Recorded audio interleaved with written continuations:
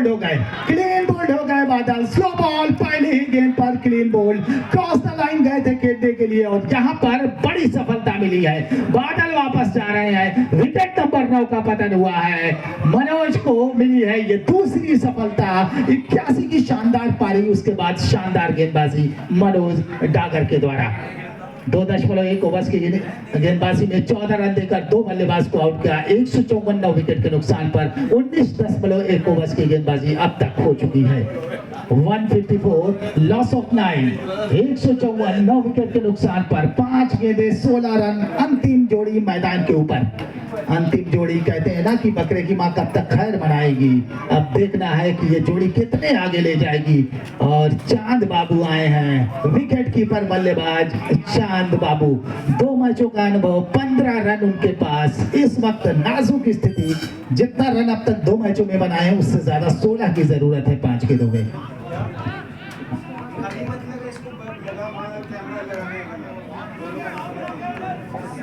चांद बाबू स्ट्राइक पर होंगे। मनोज 2 सफलताएं अब तक ले चुके हैं, आखिरी ओवर की गेंदबाजी कर रहे हैं। 5 गेंदों में 16 की जरूरत है। क्या स्ट्राइक देंगे? अमन बोरा को down the leg side 1 run लेना चाहते थे, यहाँ पर मना किया बल्लेबाज ने। वाइड बॉल का इशारा, 1 रन मिलेगा। इस 1 रन के साथ स्कोर आगे बढ़ गया। अब 15 रन की जरूरत है 5 गेंदों में। ये सब तो हो भी सकता है, लेकिन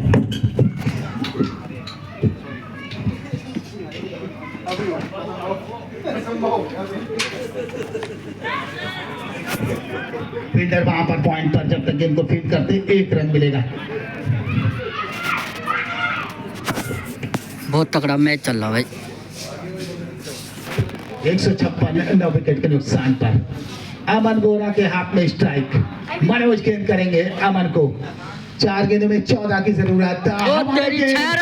फील्डर के ऊपर से गेंद बाउंड्री लाइन की तरफ जा रही है।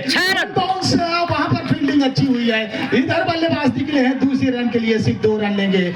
और 2 रन क्रिकेट है कि रंग बदल रहा है। ऐसा लग रहा है कि पल पल ये मिजाज बदलने वाला गेम चल रहा है। और 2 रन तो मिलेंगे। इस 2 रन के साथ स्कोर देखना पड़ेगा क्या चल रहा है। 4 गेंदों में 14 की जरूरत थी, लेकिन यहाँ पर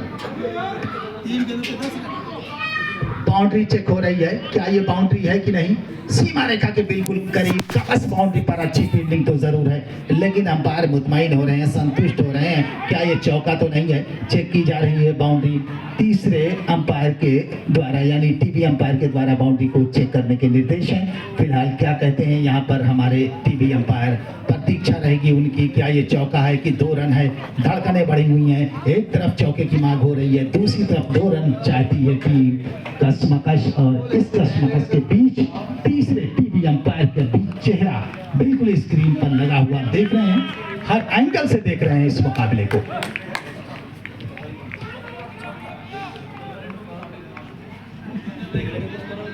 जबरदस्त बल्लेबाजी करते हुए स्कोर का पीछा तो किया है। अभी भी 4 गेंदों पे 14 रन चाहिए था, लेकिन क्या तीसरे अंपायर कह रहे हैं बाउंड्री चेक हो रही। क्या ये चौका है? वीडियो कंटिन्यू बनते ही रहेगी। लगातार चीजों को देखा जा रहा है जीटी स्पोर्ट्स के माध्यम से। तीसरे अंपायर टीवी अंपायर क्या कह रहे हैं? यहाँ पर प्रतीक्षा रहेगी उनके फैसले की। क्या ये चौका है कि नहीं है? और यहाँ पर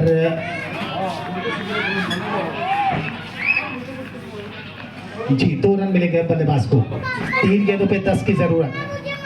अमन बोरा और यॉर्कलैंड की गेंद मिड विकेट की दिशा में खेला है। पहला रन तेज, दूसरे रन के लिए जाएंगे। यहाँ पर 2 रन लेना चाहिए था, थोड़ा सा जोखिम भरा जरूर होता, लेकिन स्ट्राइक होती अमन बोरा के पास। अब 2 गेंदों में 11 रन, 2 ओवर बाउंड्री लगानी पड़ेगी, कम से कम 1 चौका 1 छक्का। ये स्कोर सुपर ओवर के लिए जा सकता है। फिलहाल क्या कुछ होता है इस मुकाबले में? 2 बाउंड्रीज की जरूरत। चांद बाबू तैयार, मिड विकेट की दिशा में खेला, फील्डर है वहां पर, सिर्फ 1 रन मिलेगा। औपचारिक रूप से इस मुकाबले को तो जीत लिया है। जी हाँ, मसूरी हॉक्स ने करीब करीब इस मुकाबले को जीत लिया है। 1 गेंद में रन बनाने हैं 10, जो संभव नहीं है अगर वाइड बॉल या नो बॉल नहीं होती।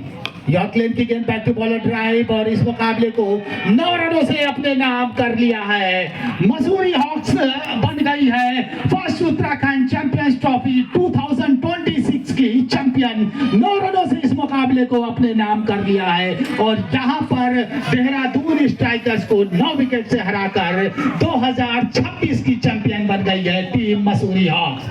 खिलाड़ी बना